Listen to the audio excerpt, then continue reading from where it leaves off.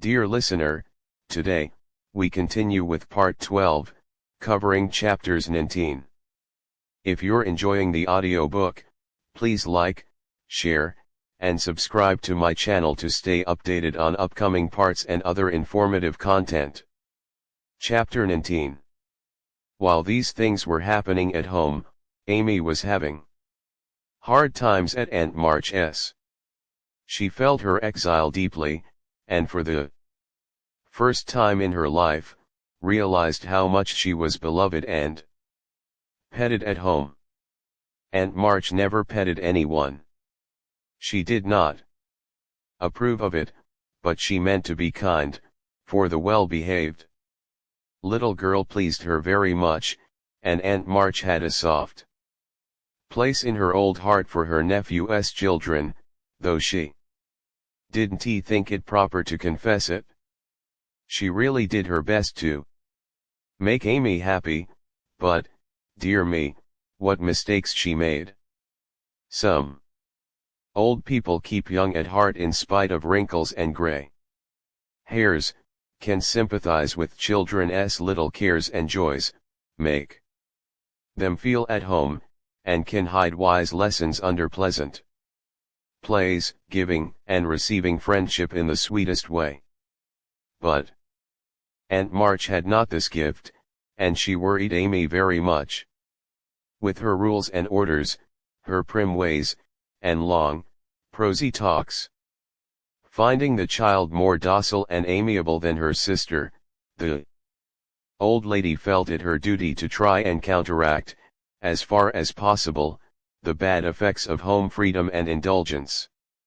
So she took Amy by the hand, and taught her as she herself had been taught 60 years ago, a process which carried dismay to Amy's soul, and made her feel like a fly in the web of a very strict spider. She had to wash the cups every morning, and polish up the old fashioned spoons, the fat silver teapot, and the glasses till they shone. Then she must dust the room, and what a trying job that was.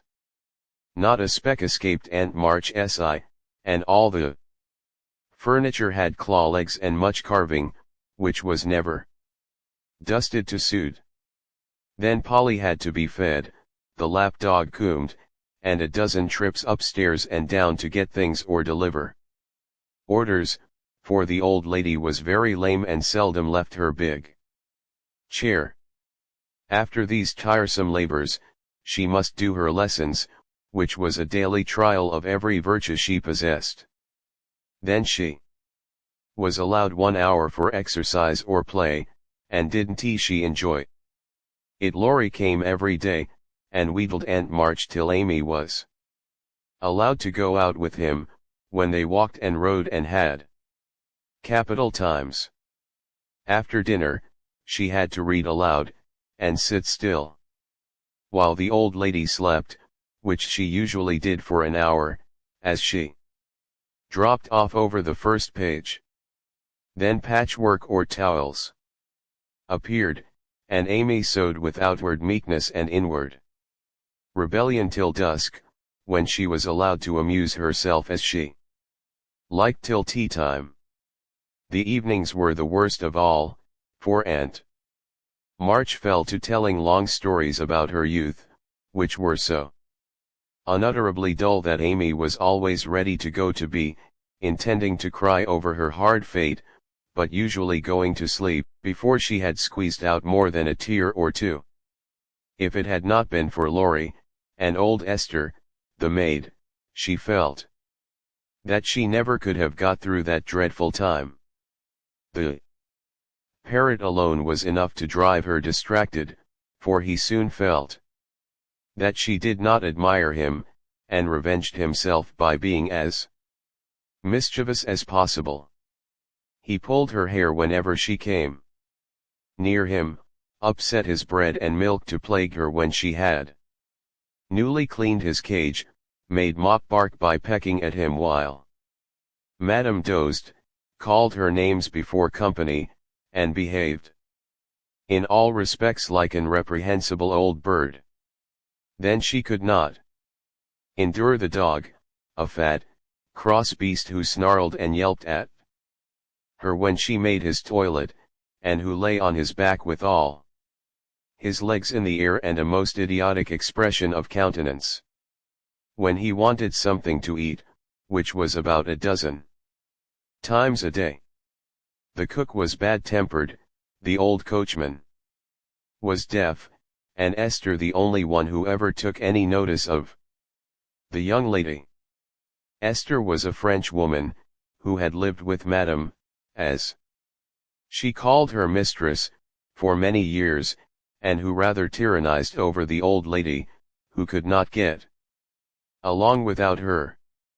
Her real name was Estelle, but Aunt March ordered her to change it, and she obeyed, on condition that she was never asked to change her religion. She took a fancy to Mademoiselle, and amused her very much with odd stories of her life in France, when Amy sat with her while she got up Madame's laces. She also allowed her to roam about the great house, and examine the curious and pretty things stored away in the big wardrobes and the ancient chests, for Aunt March hoarded like a magpie. Amy's chief delight was an Indian cabinet, full of queer drawers, little pigeonholes, and secret places, in which were kept all sorts of ornaments, some precious, some merely curious, all more or less antique. To examine and arrange these things gave Amy great satisfaction, especially the jewel cases, in which on velvet cushions reposed the ornaments which had adorned a belle 40 years ago. There was the garnet set which Aunt March wore when she came out, the pearls her father gave her on her wedding day, her lover's diamonds, the jet mourning rings and pins, the queer lockets, with portraits of dead friends and weeping willows made of hair. Inside, the baby bracelets her one little daughter had worn, Uncle March's big watch, with the red seal so many childish hands had played with, and in a box all by itself lay Aunt March's wedding ring, too small now for her fat finger, but put carefully away like the most precious jewel of them all. Which would Mademoiselle choose if she had her will asked Esther, who always sat near to watch over and lock up the valuables. I like the diamonds best, but there is no necklace among them, and I'm fond of necklaces, they are so becoming. I should choose this if I might, replied Amy, looking with great admiration at a string of gold and ebony beads from which hung a heavy cross of the same. I, too, covet that, but not as a necklace. Ah, no. To me it is a rosary, and as such I should use it like a good Catholic, said Esther, eyeing the handsome thing wistfully. Is it meant to use as you use the string of good-smelling wooden beads hanging over your glass? Asked Amy. Truly, yes, to pray with. It would be pleasing to the saints if one used so fine a rosary as this, instead of wearing it as a vain bijou. You seem to take a great deal of comfort in your prayers, Esther, and always come down looking quiet and satisfied. I wish I could. If Mademoiselle was a Catholic, she would find true comfort, but as that is not to be, it would be well if you went apart each day to meditate and pray, as did the good mistress whom I served before Madame. She had a little chapel, and in it found solacement for much trouble.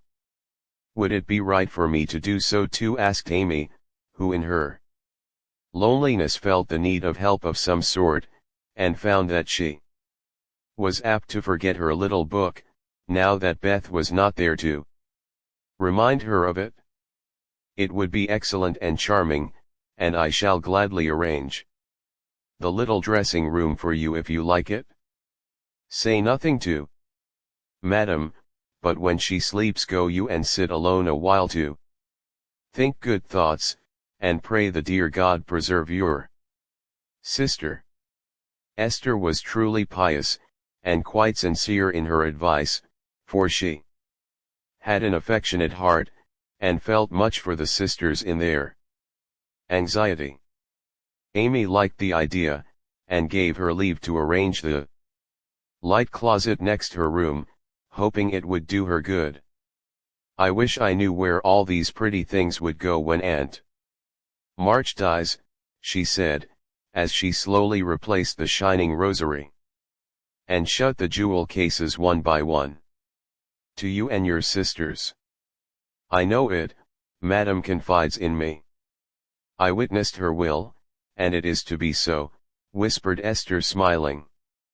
How nice. But I wish she'd let us have them now. Procrastination is not agreeable, observed Amy, taking a last look at the diamonds. It is too soon yet for the young ladies to wear these things. The first one who is affianced will have the pearls, Madam has said. And I have a fancy that the little turquoise ring will be given to you when you go, for Madam approves your good behavior and charming manners. Do you think so? Oh, I'll be a lamb, if I can only have that lovely ring. It's ever so much prettier than Kitty Bryant's. I do like Aunt March after all. And Amy tried on the blue ring with a delighted face and a firm resolve to earn it. From that day she was a model of obedience, and the old lady complacently admired the success of her training.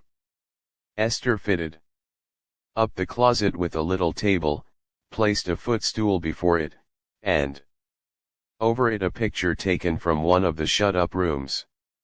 She thought it was of no great value, but, being appropriate, she borrowed it, well knowing that Madam would never know it, nor care if she did. It was, however, a very valuable copy of one of the famous pictures of the world, and Amy's beauty-loving eyes were never tired of looking up at the sweet face of the Divine Mother, while her tender thoughts of her own were busy at her heart. On the table she laid her little testament and hymn book, kept a vase always full of the best flowers Laurie brought her, and came every day to sit alone thinking good thoughts, and praying the dear God to preserve her sister. Esther had given her a rosary of black beads with a silver cross, but Amy hung it up and did not use it, feeling doubtful as to its fitness for Protestant prayers. The little girl was very sincere in all this, for being left alone outside the safe home nest, she felt the need of some kind hand to hold by so sorely that she instinctively turned to the strong and tender friend, whose fatherly love most closely surrounds his little children. She missed her mother's help to understand and rule herself, but having been taught where to look, she did her best to find the way and walk in it confidingly. But Amy was a young pilgrim, and just now her burden seemed very heavy. She tried to forget herself, to keep cheerful, and be satisfied with doing right, though no one saw or praised her for it. In her first effort at being very, very good, she decided to make her will, as Aunt March had done, so that if she did fall ill and die, her possessions might be justly and generously divided. It cost her a pang even to think of giving up the little treasures, which in her eyes were as precious as the old lady's jewels. During one of her play hours she wrote out the important document as well as she could, with some help from Esther as to certain legal terms, and when the good-natured French woman had signed her name, Amy felt relieved and laid it by to show Laurie, whom she wanted as a second witness. As it was a rainy day, she went upstairs to amuse herself in one of the large chambers, and took Polly with her for company. In this room, there was a wardrobe full of old-fashioned costumes with which Esther allowed her to play, and it was her favorite amusement to array herself in the faded brocades, and parade up and down before the long mirror, making stately curtsies, and sweeping her train about with a rustle which delighted her ears. So busy was she on this day that she did not hear Laurie's ring, nor see his face peeping in at her as she gravely promenaded to and fro, flirting her fan and tossing her head, on which she wore a great pink turban, contrasting oddly with her blue brocade dress and yellow quilted petticoat. She was obliged to walk carefully, for she had on high-heeled shoes, and, as Laurie told Joe afterward, it was a comical sight to see her mince along in her gay suit, with Polly side-eyeing and bridling just behind her, imitating her as well as he could, and occasionally stopping to laugh or exclaim, "Auntie, we fine get along, you fright. Hold your tongue. Kiss me, dear. Ha! Ha!" Having with difficulty restrained an explosion of merriment, lest it should offend her Majesty, Laurie tapped and was graciously received. "Sit down and rest while I put these things away, then I want to consult you about a very serious matter," said Amy, when she had shown her splendor and driven Polly into a corner. "That bird is the trial of my life," she continued, removing the pink mountain from her head, while Laurie seated himself astride a chair.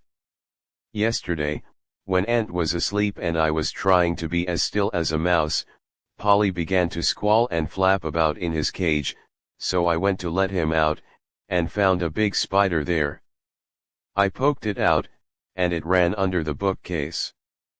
Polly marched straight after it, stooped down and peeped under the bookcase, saying, in his funny way, with a cock of his eye, 'Come out and take a walk, my dear.' I couldn't help laughing, which made Pole swear, and Aunt woke up and scolded us both."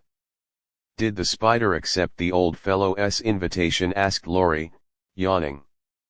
"Yes, out it came, and away ran Polly, frightened to death, and scrambled up on Aunt's chair, calling out, 'Catch her!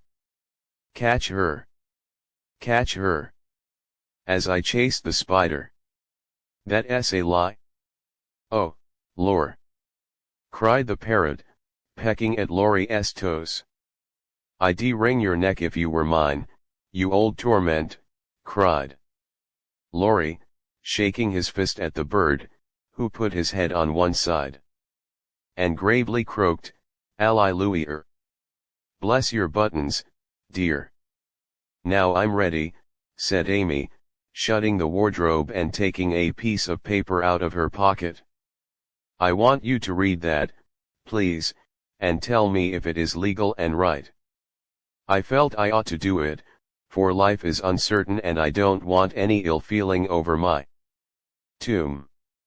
Laurie bit his lips, and turning a little from the pensive speaker, read the following document, with praiseworthy gravity, considering the spelling, "My last will and testament.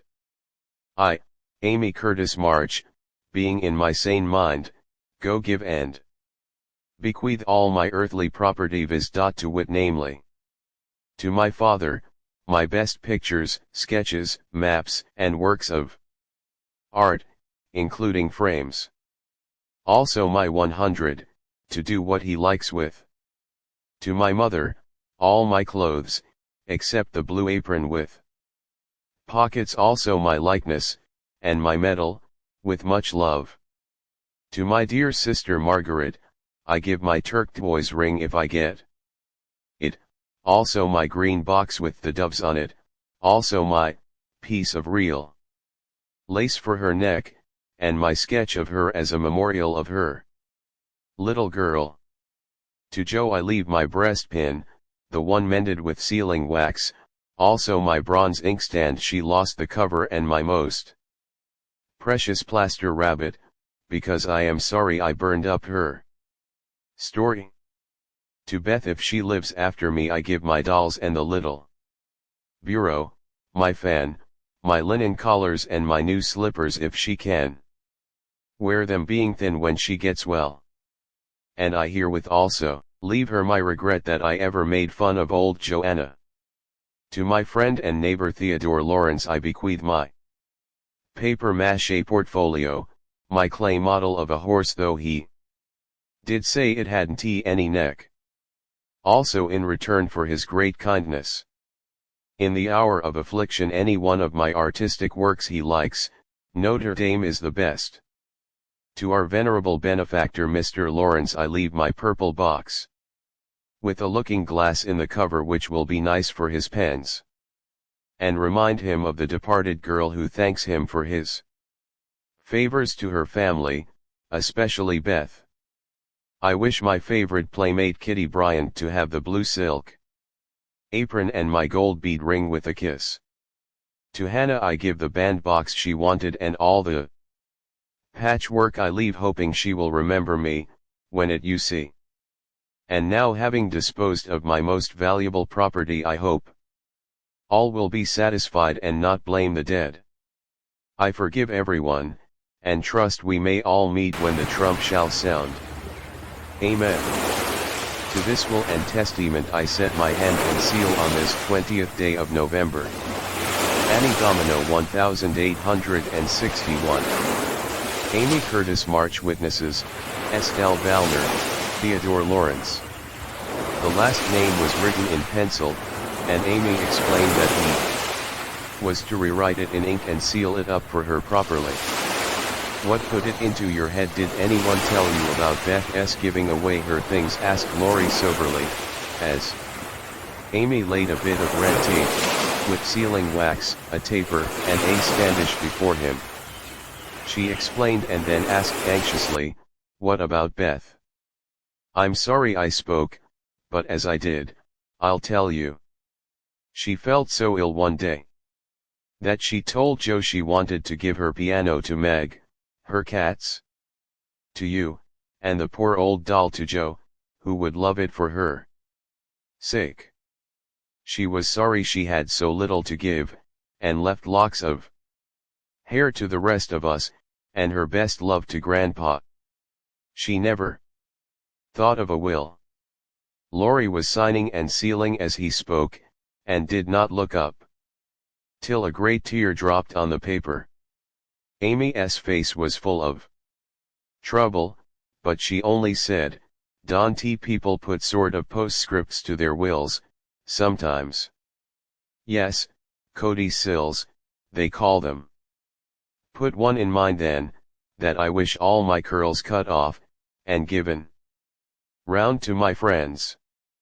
I forgot it, but I want it done though it will spoil my looks." Laurie added it, smiling at Amy's last and greatest sacrifice. Then he amused her for an hour, and was much interested in all her trials. But when he came to go, Amy held him back to whisper with trembling lips, "Is there really any danger about Beth?" "I am afraid there is, but we must hope for the best, so don't cry, dear." And Laurie put his arm about her with a brotherly gesture, which was very comforting. When he had gone, she went to her little chapel, and sitting in the twilight, prayed for Beth, with streaming tears and an aching heart, feeling that a million turquoise rings would not console her for the loss of her gentle little sister.